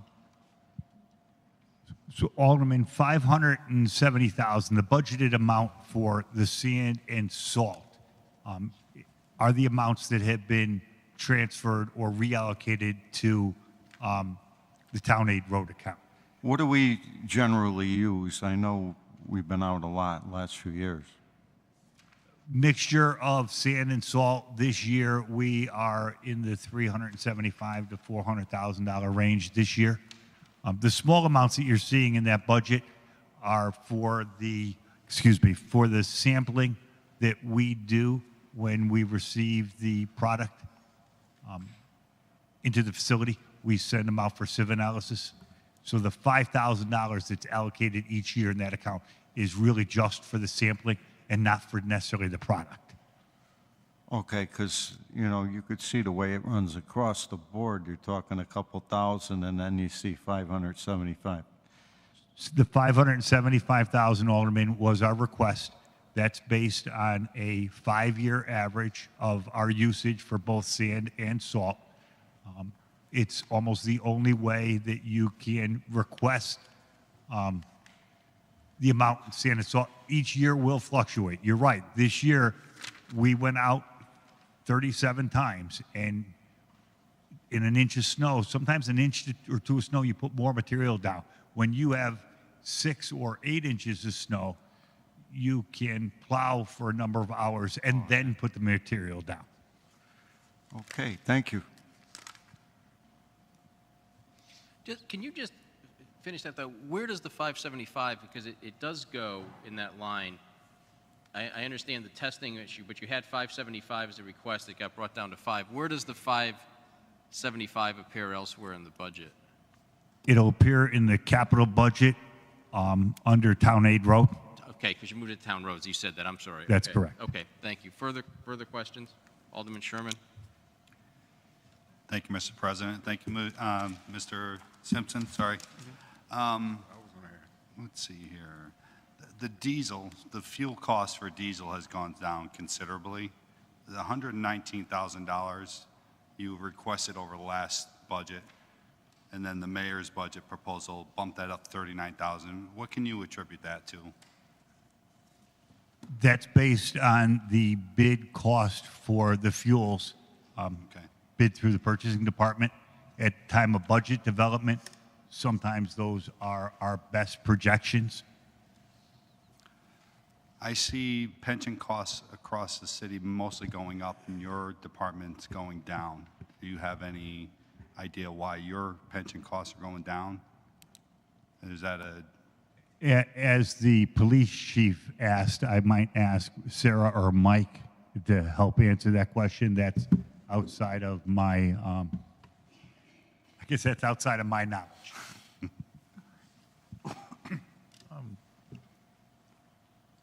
Again, the costs are allocated, proportionally based on the coverage within each department. I can't answer specifically why it is that the adopted budget amount last year at $269,000, this year has a proposal of a little bit less at $241,000. Just off the top, I can't speak specifically as to what's driving that. okay? It just, Thank you, Mike. yeah, it ultimately, the calculation behind it is based ultimately on the filled positions and those that are covered under the defined benefit plan. So it just may be at the end of the day that the numbers, the way that they're allocated, it may be down from the standpoint of those that are eligible and participating in that defined benefit plan. Okay, thank you. Alderman Napoli? I actually, You said thank you. I thought you were done. I'm sorry. Alderman, hold on one second. Alderman Sherman? sorry, thank you very much, That's fine. Mr. President. You have a position under Department of Parks called a watch person. It's vacant right now, and that salary is being increased. Is there any particular reason why that salary would be increased on a vacant position?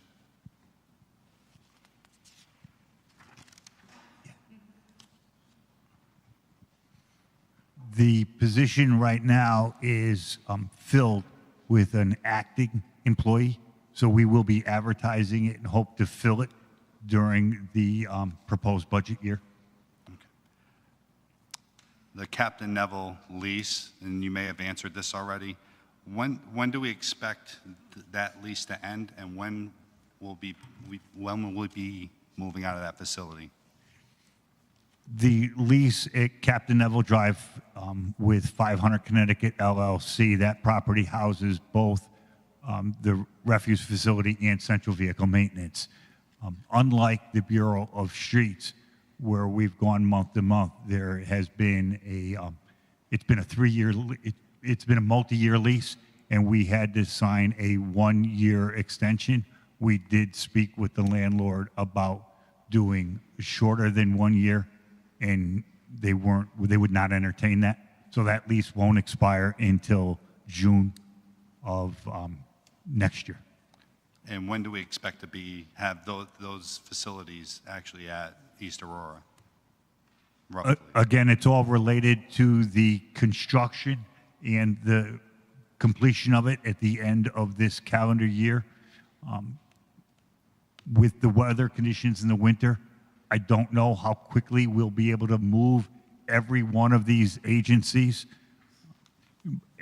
Central vehicle maintenance, along with the Bureau of Apparatus Maintenance, will probably be the most difficult to move because of the specialized equipment, along with that of the carpenter shop and some of the maintenance shops at Western Hills. But those will be the more challenging ones to move, would be the 2 repair facilities. I'd like to target the first quarter of next year, and we're going to keep our eye on the ball and do it as soon as possible for all of the agencies. I have one more. Under the Department of Public Buildings, there's a vehicle reimbursement, I assume, for mileage of almost $14,000. Do these employees drive their own vehicles? That is correct. That is for employees that drive their own vehicles, and they do provide us with the proper insurance paperwork. In moving to East Aurora, will any of those employees be provided a vehicle, or will they be nothing like that? At this time, there's no plan to add any vehicles to the fleet for the staff that's getting the mileage reimbursement. Okay. Thank you very much. Alderman Napoli. Thank you, Mr. President. Mr. Simpson, thank you and your team for being here. I'm looking at page 196, Bureau of Engineering, the second line item, temporary salaries. So I noticed in fiscal year 18, you asked for $56,287, and then this year you asked for $101,287. Why the increase there?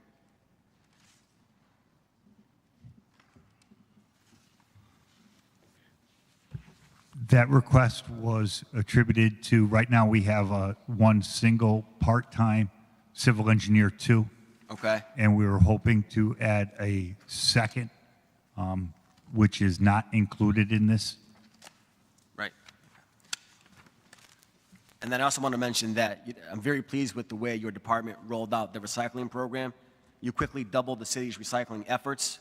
That's a wonderful achievement.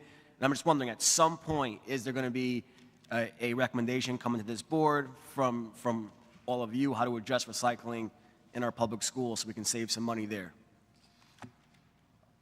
Our recycling coordinator, C.J. May, has spoke with me a number of times about this and has worked with some schools one at a time. We stayed focused on the residential recycling. The schools are, we've done some of our municipal buildings. The schools are one of the tasks that he's working on. He's gone into some of the smaller schools and started some programs. I know he's working with some of the high schools. Kennedy has a program.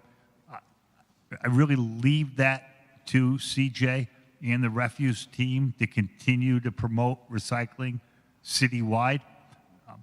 I do need him to stay focused on the residential recycling at the same time as they bring new programs on board, though.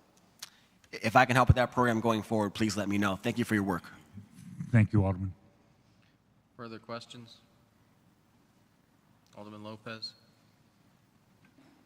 Thank you, Mr. President. Mr. Simpson, by the way, that building is looking amazing. If you don't move in, I might move in, so, okay? I just have a quick question pertaining to the salt, sand, and snow removal. A few years ago, I remember the city came up with there was an RFP for, I think it was $500,000 of a grant from the state that we applied for have you considered that as an option, or?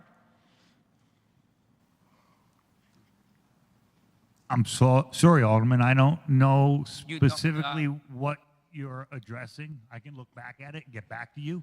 Okay. It was a number of years ago.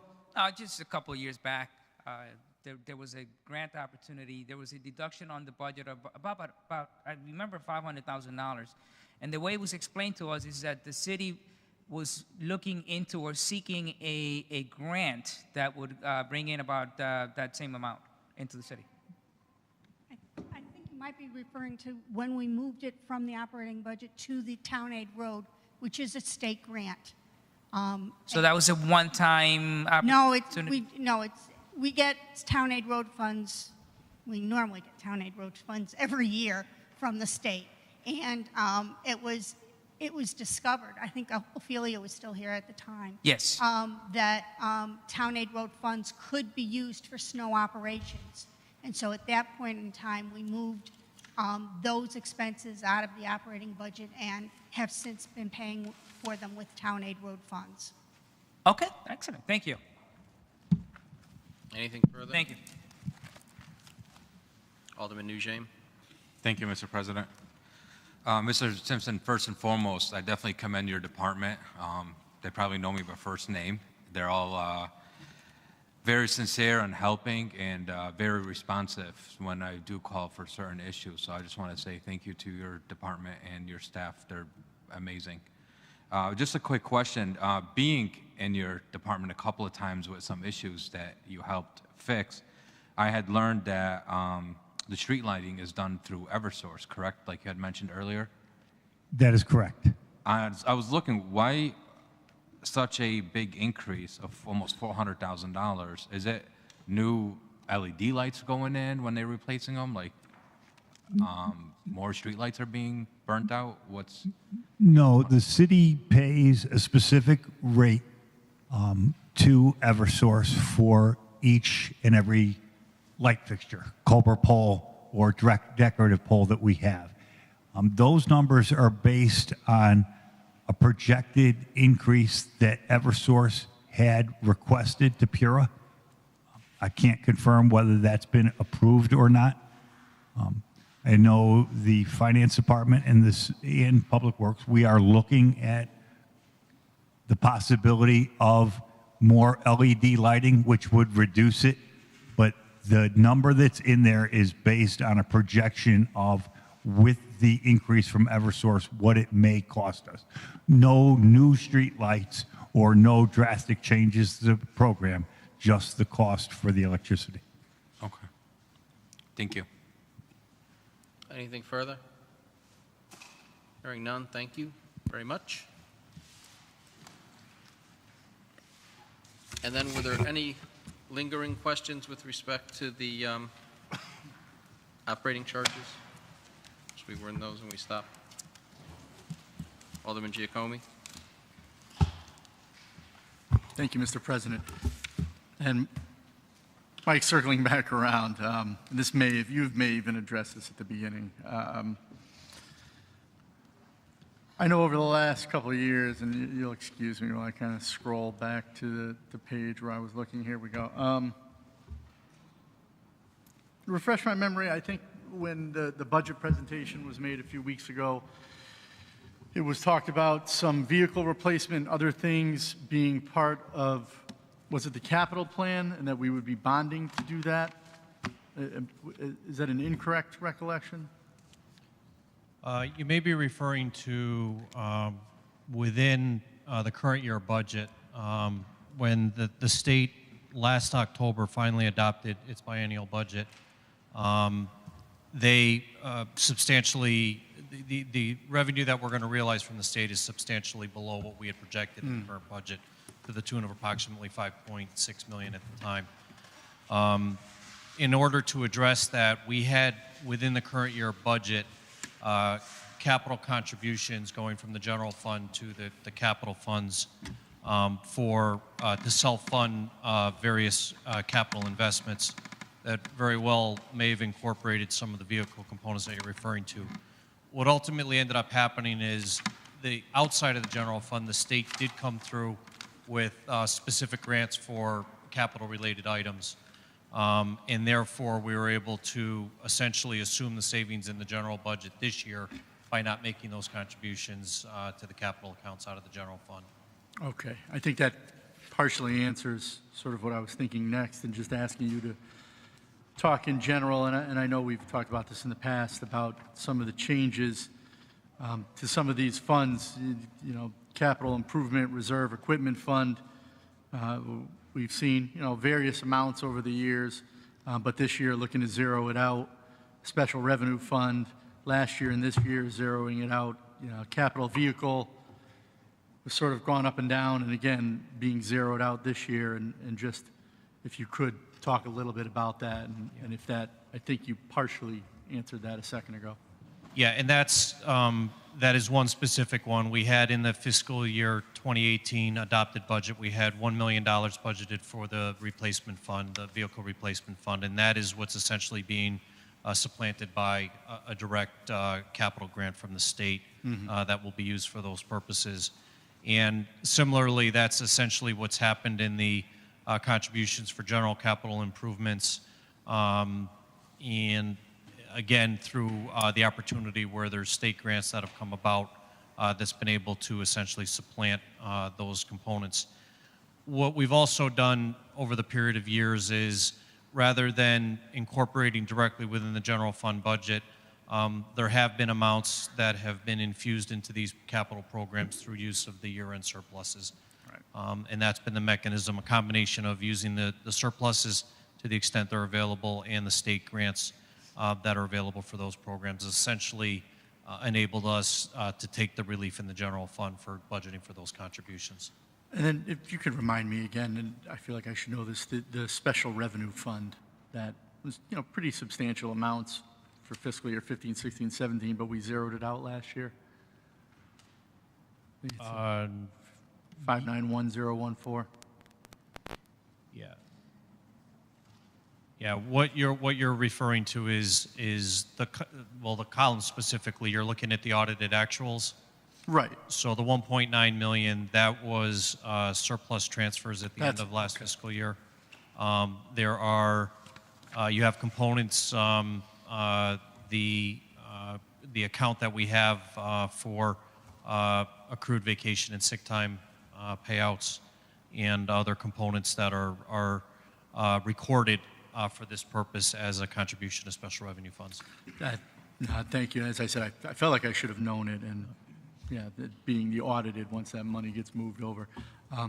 Okay, I think those were I'm just looking now at my notes, and I think you answered some of the other stuff about the general liability and some of the other things. I think there was one last one. I just want to make sure I find it correctly. I don't recall if you answered this already, but professional services, you were only asking for 50,000, but the proposal is to double that. Did you address that already? And what that? And I don't remember if I saw that in the details that came after the breakdown.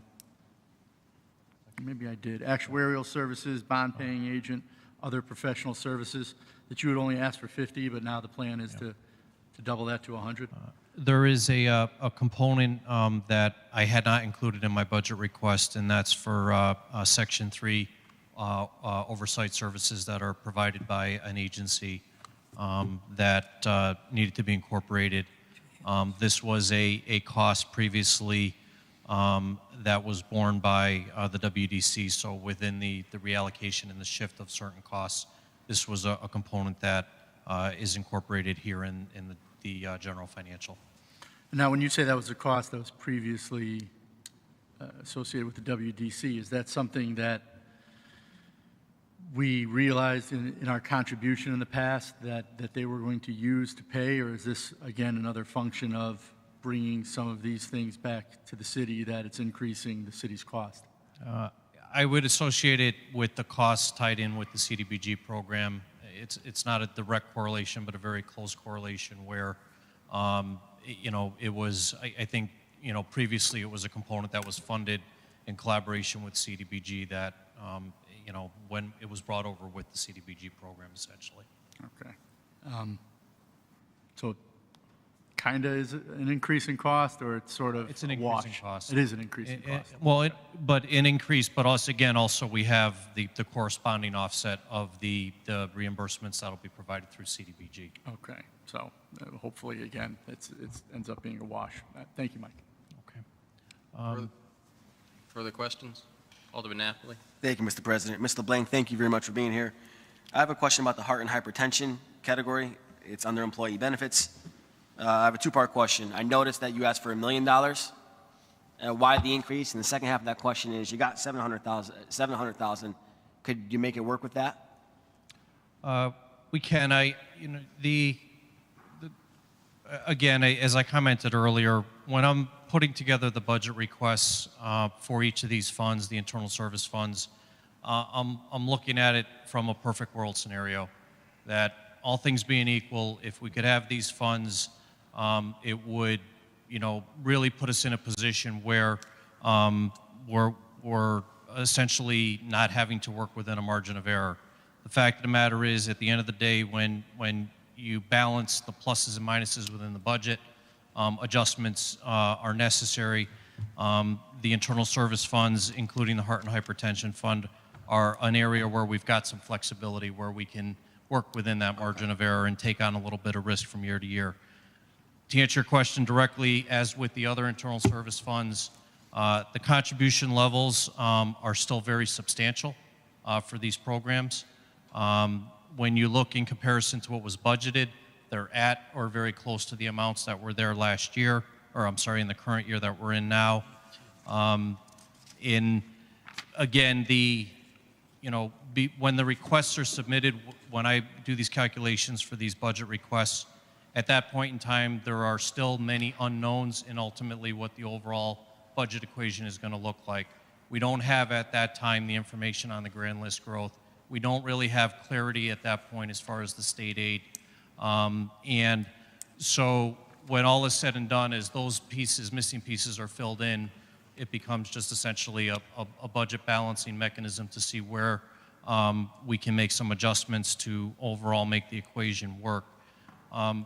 I think it's important, especially for your benefit with the questions that have been asked this evening, when you look at the adopted budget for the current year, overall general financial was a total of $122 million that was budgeted for. The department requests were $124 million, and ultimately the mayor's proposed budget is $116 million.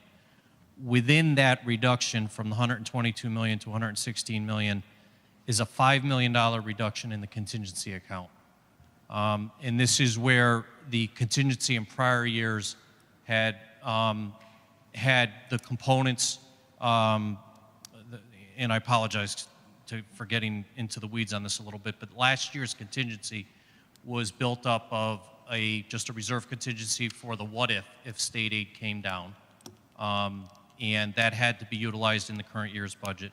There were the capital contributions that we had just recently referenced where because of other state aid coming in outside of the general fund, we were able to not have to utilize those components. And then last year we had several outstanding labor contracts that ultimately came through resolution. There was the police and fire where the long-term arbitrated decisions came through last year. So at the end of the day, we were in a position to adjust the budgeted contingency down to the number that's before you. The number before you is $850,000.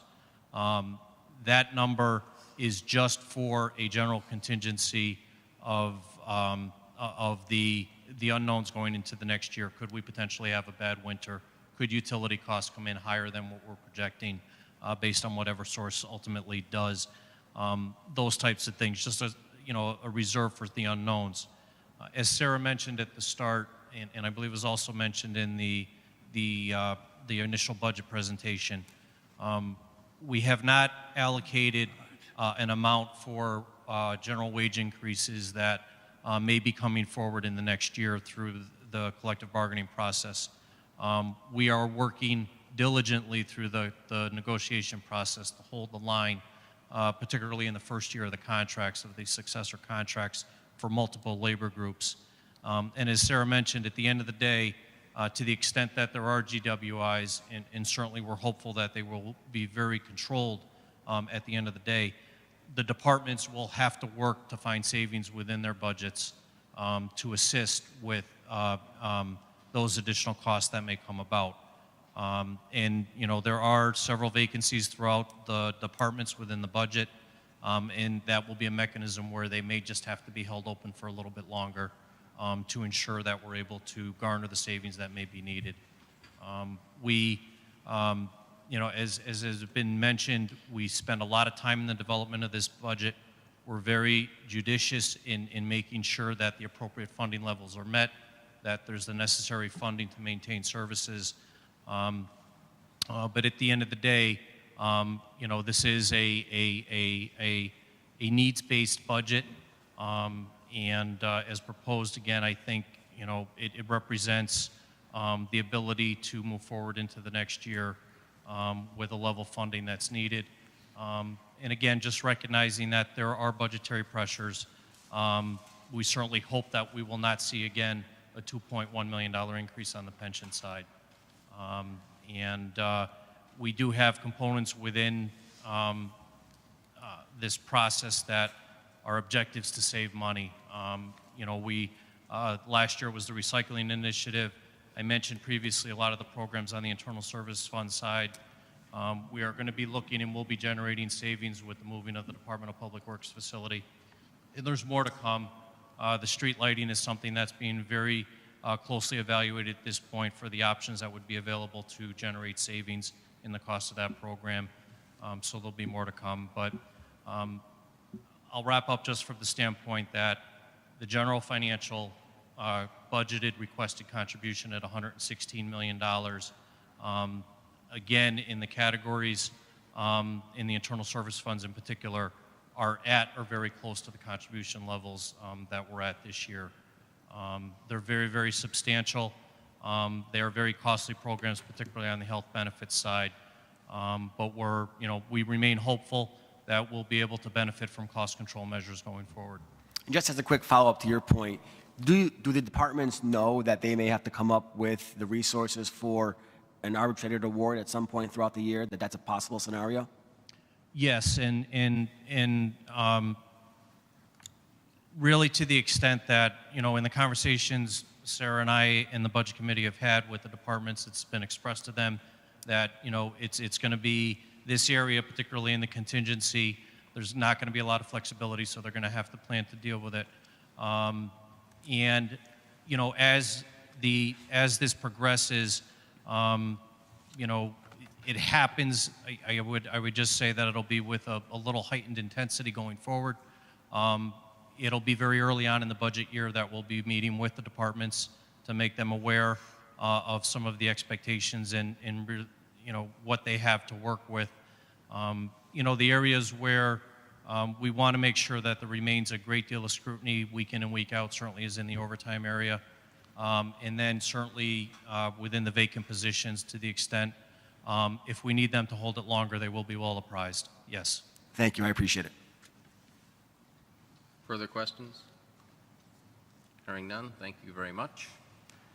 I'll just remind everyone that we have a regular meeting on the 7th of May, and then the second meeting with the remaining department heads as noted on the agenda will be on the 15th of May at 6:30. With that, Alderman Brunelli. Motion to adjourn. Second. Motion having been made and seconded by Alderman Lopez. All those in favor? Aye. Opposed, no. The motion carries. We're adjourned. Thank you very much. Okay.